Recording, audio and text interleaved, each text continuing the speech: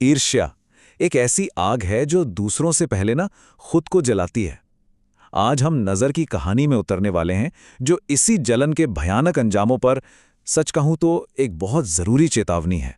सोचिए, रात के ठीक 2:47 हो रहे थे। एक ऐसा वक्त जब सारी दुनिया सो रही थी और एक आलीशान ऑफिस में कोई जाग रहा था, लेकिन वो अकेला नहीं था। तो चलिए मिलते हैं इस कहानी के मेन कैरेक्टर अनिल मल्होत्रा से। एक ऐसा आदमी जिसके पास कहने को तो सब कुछ था, या यूं कहें दुनिया को तो यही लगता था। तो अनिल मल्होत्रा शहर के सबसे बड़े बिजनेसमैन में से एक थे।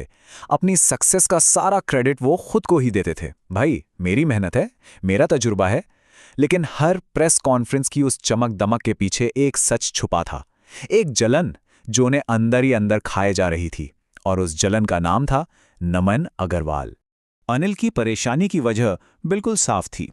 जहां एक के बाद एक कॉन्ट्रैक्ट्स उसके हाथ से फिसल रहे थे, वहीं उसका सबसे बड़ा कॉम्पिटिटर नमन अग्रवाल हर प्रोजेक्ट अपने नाम कर रहा था। मतलब एक तरफ सफलता, दूसरी तरफ असफलता, और ये टकराव अनिल की ईर्ष्या की आग में घी का काम कर रहा था।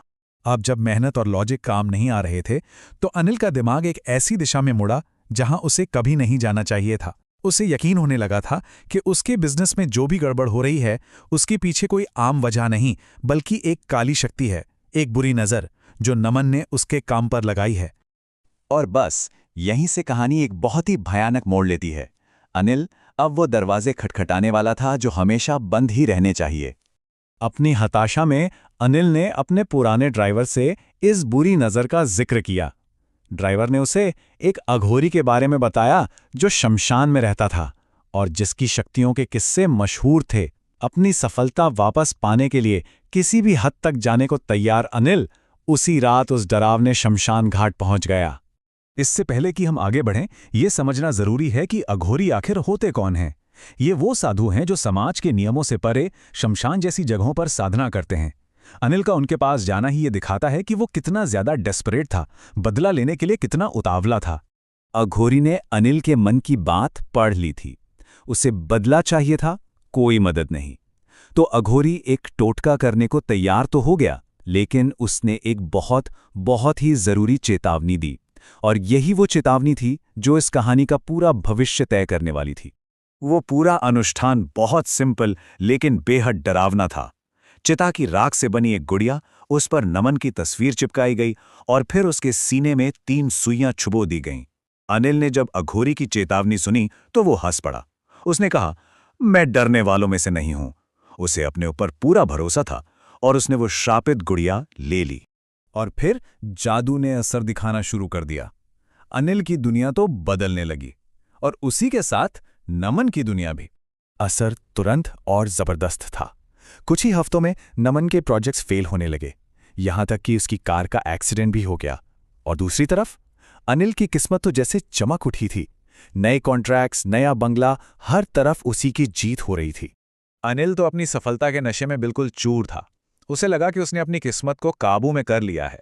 लेकिन वो ये भूल गया था कि जिस नींव पर उसने अपनी सफलता का ये महल खड़ा किया था, वो शमशान की राख से बनी थी। और फिर अजीब चीजें होने लगीं। छोटी छोटी घटनाएं जो अनिल के आत्मविश्वास की दीवार को तोड़ने के लिए काफी थीं। एक रात वो गुड़िया अपने आप हिल गई। अगली रात सपने में उसे नमन मुस्कुराता हुआ दिखा।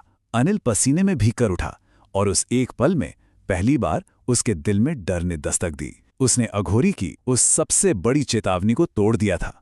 और फिर वो रात आई। वक्त ठीक 2:47। टेबल पर रखी गुड़िया फिर से हिली, लेकिन इस बार कुछ और हुआ। गुड़िया का सिर धीरे धीरे खुद ही घूमने लगा।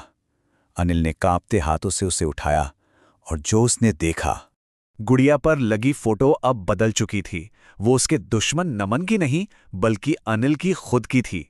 और उसी पल कमरे में अघोरी की आवाज गूंजी, मैंने कहा था डरोगे तो जादू पलट जाएगा। अब बहुत देर हो चुकी थी।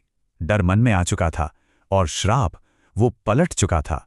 अब निशाना नमन नहीं, अनिल खुद था। इसके बाद जो हुआ वो बहुत तेज और दर्दनाक था।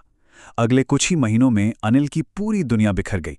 उसकी कंपनी दिवालिया हो गई, बंगला जब्त हो गया और वो आसमान से सीधा जमीन पर आ गया। एक दिन जब अनिल सड़क पर भीख मांग रहा था तो उसके सामने नमन आकर खड़ा हुआ। नमन ने उसे देखकर बस इतना कहा, तुम्हें किसी और ने बर्बाद नहीं किया, ये सब तुम्हारी अपनी नजर का असर है। ये शब्द अनिल को पूरी तरह से तोड़ देने के लिए काफी थे।